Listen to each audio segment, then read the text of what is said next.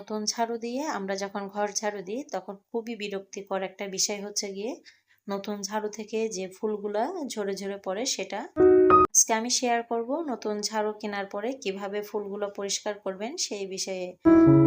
আসসালামু আলাইকুম, আমি লিলি, বাংলাদেশি ব্লগার লিলিস ফ্যামিলিতে সবাইকে আরো একবার স্বাগত জানাই।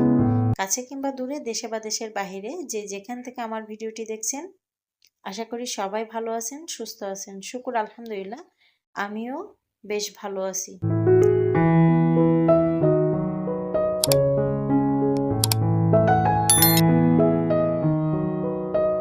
নতুন ঝাড়ু দিয়ে যখন ঘর ঝাড়ু দিই তখন পরিষ্কারের তুলনায় ফুলগুলো পড়ে পড়ে হচ্ছে ঘরটা আরো বেশি নোংরা হয়।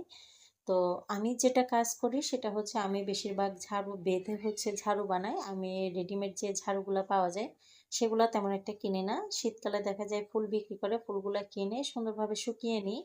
তারপর হচ্ছে একটা চিরুনি দিয়ে চুলগুলা আমরা যেভাবে মাথার চুল আঁচড়াই ঠিক সেভাবে আস্তে আস্তে ফুলগুলা আঁচড়াই নিই। এতে করে কিন্তু ফুলের মধ্যে থাকা যে এ ঝরে যাওয়া পাপড়িগুলা থাকে সেগুলা কিন্তু অধিকাংশ ঝরে যায়, পড়ে যায়। এই যে দেখেন আমি কিন্তু খুব সুন্দরভাবে পরিষ্কার করে নিছি। এতে করে আমি যখন পরবর্তীতে এই ফুলগুলা দিয়ে ঝাড়ু বাঁধবো তখন কিন্তু ঝাড়ু দেওয়ার সময় কিন্তু কোনো অবশিষ্ট ফুল ঝরবে না। সুন্দরভাবে পরিষ্কার করে নিলে দেখবেন নতুন ঝাড়ু দিয়েও ঘর ঝাড়ু দিয়ে কিন্তু আপনি আরাম পাবেন। আমি হচ্ছে ঝাড়ুগুলা সুন্দর করে ২ মাথায় ২ টা বাদ দিয়ে নিছি। তারপর হচ্ছে পুরোটা মাঝখানে গাম টেপ দিয়ে স্কচ দিয়ে যেটাই বলেন সেটা দিয়ে হচ্ছে সুন্দর করে বেঁধে নিছি। এতে করে হচ্ছে মাঝখান থেকে যে অনেক সময় দেখা যায় এই ইয়াগুলা খুলে খুলে পড়ে যায়। আমি এর আগে কিন্তু রশি দিয়ে বাঁধতাম। তো দেখা যেত মাঝখান থেকে এই যে ফুলের যে ইয়াগুলা আছে, গোড়াটা আছে সেটা অনেক সময় খুলে খুলে চলে আসতো। যার কারণে হচ্ছে এবার পুরোটাই স্কচ টেপ দিয়ে আটকে দিছি যেন ঝরে বা খুলে না পড়ে। এতে করে কিন্তু দেখবেন রেডিমেড যে ঝাড়ুগুলা কিনি সেগুলা দিয়ে কিন্তু ভালোভাবে ১ থেকে ১.৫ মাসও ঝাড়ু দেওয়া যায় না। ঝাড়ুগুলো নষ্ট হয়ে যায়। আর আপনি যদি শীতকালে ফুল কিনে ফুল সংরক্ষণ করে যদি এভাবে ঝাড়ু তৈরি করে নেন, সেই ঝাড়ু দিয়ে আমি গ্যারান্টি দিয়ে বলতে পারবো একটা ঝাড়ু দিয়ে কিন্তু আপনি ৬ মাসেরও অধিক সময় ঘর ঝাড় দিতে পারবেন খুব সুন্দর করে।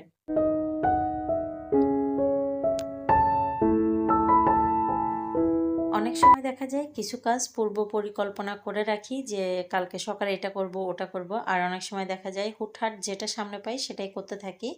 তো গতকালকেই ভেবে রাখছিলাম আজকে হচ্ছে ঝাড়ু বাঁধা, তারপরে কিছু সিঙ্গারা বা ছড়মুছা রেডি করে রাখবো বাচ্চাদের টিফিনের জন্য। তো এখানে হচ্ছে আমি সিঙ্গারা বানানোর জন্য একটা ডো তৈরি করে নিছি।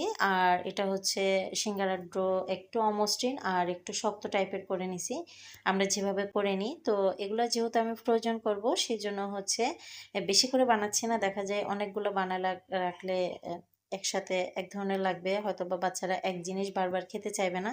তো সামান্য কিছু বানাবো। এই যে এখানে যে আমি বক্সে ডোটা তৈরি করার পরে হচ্ছে এয়ার টাইটের যে কাজটা করে নর্মাল বক্সে রেখে কিন্তু আমি একটা পলি দিয়ে রাখছি। এতে করে কিন্তু কোনো হাওয়া বাতাস ভিতরে বা বাহির হতে পারবে না, সেই জন্য হচ্ছে একটা পলি দিয়ে রাখা।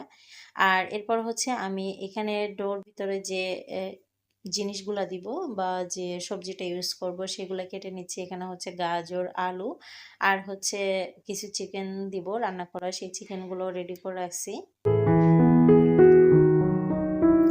বাচ্চাদের টিফিন, একই টিফিন দেখবেন যে বারবার দিলে বা ২-১ দিন দেওয়ার পরে সেই টিফিনটা কিন্তু খেতে চায় না। তো আমি চেষ্টা করি বিভিন্নভাবে বিভিন্ন সময় বিভিন্ন জিনিস দেওয়ার। এক দিন বা দিন পরিবর্তন করে একেক সময় একেকটা দেওয়ার। মাঝে মধ্যে কিন্তু আমি বাইরে থেকে যে রেডিমেড রুটি বা ক্রিম রুটিগুলো পাওয়া যায় সেগুলাও কিন্তু ইউজ করে থাকি বা দিয়ে থাকি। এই যে এই যে আমার যে সবজি কাটারটা দেখতেছেন এটা কিন্তু আমার যখন আমাদের জয়েন্ট ফ্যামিলি থেকে আলাদা হয়েছিলাম তখন কিন্তু নেওয়া হয়েছিল। আর কখনোই ইউজ করা হয় নাই। তবে এখন যেহেতু বাচ্চারা স্কুলে যায় মাঝে মধ্যে ওদের এটা সেটা রেডি করে দিতে সবজি কাটতে এটা কিন্তু মাঝে মধ্যে আমি ইউজ করে থাকি। এতদিন কিন্তু কেনার পর থেকেই কিন্তু বলতে পারেন যে একদম অবহেলিতভাবে পড়েছিল। তো কোনো জিনিসই কিন্তু ফেলনা নয়, কিনে রাখার পরেই কিন্তু দেখবেন মাঝে মধ্যে এটা সেটা কাজে চলে আসে। তো ঘরে জিনিস থাকলে কিন্তু কখনোই এটাকে নষ্ট করবেন না, রেখে দিবেন যত্ন সহকারে। কখনো না কখনো দেখবেন এই জিনিসটা কাজে আসে।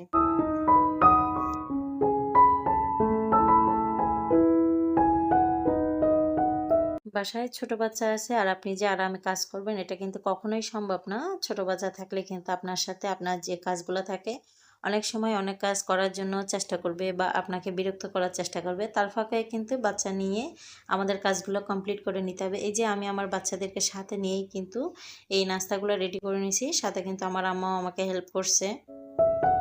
আজকে যেহেতু একটু কাজ বেশি ছিল, অনেক কাজই কিন্তু অফ ক্যামেরাতে গুছায় নিছি। সাথে হচ্ছে গিয়ে দুপুরের জন্য কিছু খিচুড়ি আর হচ্ছে ডিমের কোরমা করে নিছি। এই কাজগুলা কিন্তু আমি সম্পূর্ণ অফ ক্যামেরাতে করছি। সাথে কিন্তু কিছু চিটাঙের ভাষায় যে বরপাতা বলে, সেই বরপাতার ভর্তা ছিল। এটা কিন্তু খিচুড়ি দিয়ে খেতে বেশ ভালো লাগে। যেকোনো সময় দেখবেন যে খিচুড়ি বা বিরিয়ানির সাথে কিন্তু যেকোনো ভর্তা খেতে বেশ ভালো লাগে। আমি চেষ্টা করি খিচুড়ি রান্না করলে যেকোনো একটা ভর্তা রাখার। আমি যেহেতু নামাজ পড়তে যাব, জোহরের নামাজ এখনো বাকি। আর এ পর্যায়ে হচ্ছে বাচ্চাদের খিদা লাগছিল বলছে, তো আম্মা হচ্ছে দিয়ে বাচ্চাদেরকে ভাতটা রেডি করে দিয়ে দিচ্ছিল। আমি ভিডিওর এই পর্যায়ে এসে সকল ভিউয়ার্সদের কাছে বলবো, প্লিজ সবাইকে রিকোয়েস্ট করতেছি যে ছোট্ট একটা লাইক দিয়ে ভিডিওটি কন্টিনিউ করবেন।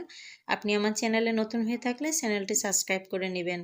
পাশে থাকা অল অপশনটি চালু করে দিবেন। যে কোনো সময় নতুন ভিডিও আপলোড দিলে নোটিফিকেশন পৌঁছে যাবে আপনার কাছে।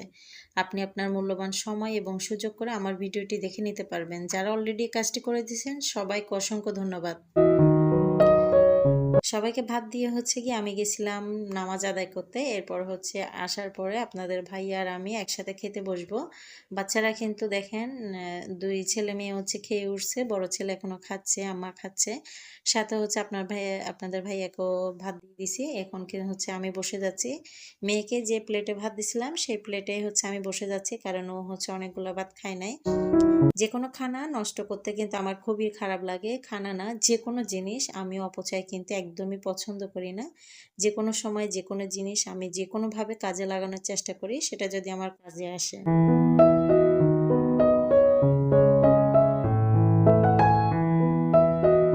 যেটা আমি আগেই বলছি, খিচুড়ি বা বিরিয়ানি দিয়ে কিন্তু আমার এই ভর্তা জিনিসটা বেশ ভালো লাগে। তো আমার কিন্তু দেখা যাবে যে সবাই এই যে ডিমের কোরমা আছে এগুলো দিয়ে যতটা ভালো না লাগবে, তো ভর্তা কিন্তু এর চেয়ে বেশি ভালো লাগে। মেয়েদের কিন্তু এমনই একটা অভ্যাস, দেখবেন যে মাছ মাংসের থেকে আমরা মেয়েরা কিন্তু সবচেয়ে বেশি ভর্তা জাতীয় যে জিনিসগুলো থাকে বা যে খাবারগুলো থাকে সেগুলাই কিন্তু বেশি পছন্দ করি। আপনাদের ভাইয়া যখন বাসায় থাকে তখন চেষ্টা করি সবসময়, যেমন রাতের খাবার বা দুপুরের খাবার সবাই কিন্তু একসাথে খাওয়ার চেষ্টা করি। সবাই বললে ভুল হবে, বাচ্চাদেরকে আগে খাওয়াই দেওয়ার পর হচ্ছে আপনাদের ভাইয়া আর আমি একসাথে বসি। তো এখনো সেম, আমি হচ্ছে নামাজ পড়তে গেছিলাম আর বাচ্চারা খাচ্ছিল, আর আপনাদের ভাইয়া হচ্ছে আমি নামাজ পড়ে আসার জন্য ওয়েট করতেছিল। আমাদের বিয়ের পর থেকে কিন্তু এই অবস্থা আমাদের দুজনের মাঝে, কিন্তু যখনই বাসায় থাকে বা একসাথে থাকি চেষ্টা করি যে কোনো খাবার একসাথে বসে খাওয়ার। এতে করে কিন্তু দেখবেন স্বামী স্ত্রীর মধ্যে খুব সুন্দর একটা সম্পর্ক তৈরি হয় বা একটা ভালো লাগা কাজ করে। তো এখানে হচ্ছে আপনাদের ভাইকে ভাত দেওয়ার পরে হচ্ছে আমি আমার বাচ্চাদের প্লেটে বসছিলাম। বাচ্চাদের জন্য কিছু রেইনকোট আনা হচ্ছে, কিছুক্ষণ আগেই আনা হয়েছে। এগুলো আপনাদের সাথে শেয়ার করব খাওয়ার পরে। তো মেয়ে হচ্ছে নিয়ে টানাটানি করতেছিল। তো বলতেছিলাম যে যেহেতু আয়নায় রাখা হয়েছে, একটু পরে খুলবো খাবারটা খাওয়ার পরে। তারপরে হচ্ছে ছেলে মেয়েরা এগুলা নিয়ে দুষ্টুমি করছিল আর খাওয়ার মধ্যে বারবার আসতেছিল। বাচ্চা আছে ঘরে আর দুষ্টুমি হবে না, চিৎকার চেঁচামেচি হবে না, এটা কিন্তু কখনোই সম্ভব না। এটা আমি গ্যারান্টি দিয়ে বলতে পারবো। কম বা বেশি, যেমন আমার ঘরে হয়তোবা একটু বেশি, আপনার ঘরে হয়তোবা একটু কম। তো বাচ্চা থাকলে হই হুল্লোড় চিৎকার চেঁচামেচি হবে, এটাই স্বাভাবিক, বা দুষ্টুমি করবে, এটাই স্বাভাবিক। তো বাচ্চাদেরকেও সামলাতে হবে, নিজেদের যে পার্সোনাল কাজ থাকে বা সংসারের কাজ থাকে সবকিছুই কিন্তু একা হাতে করতে হবে একজন নারীর, এটাই কিন্তু নারীর মূল ধর্ম। এই যে খাবার খেয়ে ওঠার পরে হচ্ছে বাচ্চাদের জন্য কিছু খাতা, মানে আপনাদের ভাইয়া হচ্ছে গিয়ে সবসময় চেষ্টা করে, মানে যেগুলো পাইকারি দোকান আছে ওখান থেকে গিয়ে খাতা কলম বা পেন্সিল, রং পেন্সিল, কাটার, বাচ্চাদের যাবতীয় স্কুলের যে জিনিসগুলো থাকে সেগুলো আনার। তো ওনাদের ফ্যাক্টরিতে হচ্ছে অনেক বেশি পানি উঠছে, যারা আপনারা জানেন অবশ্যই যে চিটাগাং এবছর অনেক পানি উঠছে, ডুবে গেছে। তো ওনাদের ফ্যাক্টরিও কিন্তু অনেকটা পানির নিচে তলিয়ে গেছে, যার কারণে হচ্ছে প্রতিদিন অফিসে যাচ্ছে আর দেখে চলে আসতেছে, এমন একটা অবস্থা ছিল। 2-3 ঘন্টা সময় দিয়ে তারপর হচ্ছে চলে আসতে হয়। তো সকালে অফিসে যখন গেছিল ওইখান থেকে হচ্ছে রিয়াজউদ্দিন বাজার গিয়ে এই যে কেনাকাটাগুলো সেগুলাই কিন্তু কমপ্লিট করে আনছে। এখানে হচ্ছে বাচ্চাদের 3টা শাপনার, 3টা ব্রাশ, 3টা রং পেন্সিলের বক্স, পেন্সিল বক্স, তারপর হচ্ছে খাতা, আরও হচ্ছে 3 ছেলে মেয়ের জন্য 3টা রেইনকোট আনা হয়েছিল। আর আমার জন্য একটা রেইনকোট আনা হয়েছিল, যেহেতু বাচ্চাদেরকে নিয়ে আমার আম্মা চলে গেলে একাই যেতে হবে, আমারও প্রয়োজন আছে, যার কারণে হচ্ছে আমাদের 4 জনের জন্য 4টা রেইনকোট আর হচ্ছে বাচ্চাদের জিনিস আনা হয়েছে। এখানে হচ্ছে কিছু ন্যাপকিন আনা হয়েছে আলমারিতে দেওয়ার জন্য। বড় দোকান থেকে আপনি যদি একসাথে অনেকগুলো জিনিস নেন কিছু হলেও ছাড় পাওয়া যায়, সেই উদ্দেশ্যে হচ্ছে আপনাদের ভাইয়া রিয়াজউদ্দিন বাজার থেকে এই জিনিসগুলো কালেক্ট করে। আর যে রং পেন্সিলের বক্সগুলো দেখালাম ওগুলো কিন্তু মাসাল্লা দিলে বাচ্চাদের কালারের ক্ষেত্রে আমি বলবো যে এটা আমি ইউজ করার পরে ফল পাইছি আর কি। ওটার কালারটা কিন্তু খুবই গাঢ়, আর ওটা দিয়ে রং যখন ড্রয়িংগুলো রং করে দেখতে কিন্তু মাসাল্লা বেশ ভালো লাগে। সেই জন্য এবার কিন্তু এর আগের বার কিন্তু আমার বাচ্চাদের জন্য ওটা যে ছোট সাইজ আছে মানে স্মল সাইজের 3টা আনছিল, আর এবার কিন্তু 2 ছেলের জন্য 2টা বড় সাইজের আনছে, আর মেয়ের জন্য হচ্ছে একটা ছোট সাইজের আনছে।